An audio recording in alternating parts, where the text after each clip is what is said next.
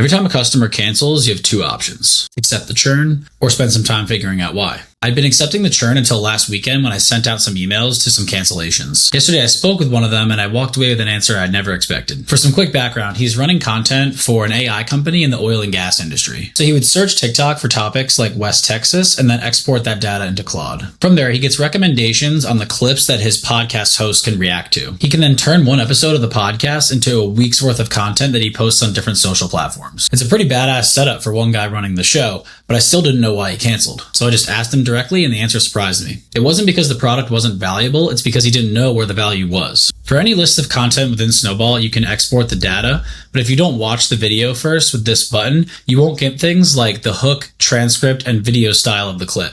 In other words, Claude was making decisions without all the info. Once he saw this, it clicked. To be clear, this wasn't his mistake, it was ours. As an engineer, it's tempting to constantly ask, what are we building next? But sometimes the better question is, why aren't people using what we've already built? So this 45-minute conversation completely changed my focus for the week. Instead of building another feature, we're making sure that nobody misses our most valuable workflow again. And as a bonus, he told me that not only was he signing back up, but that he would give us continual feedback. Jacob, shout out to you. I used to think cancellations were just lost revenue, but now I consider them one of the best sources of product feedback. I went into that call trying to save a customer. I left trying to fix our product.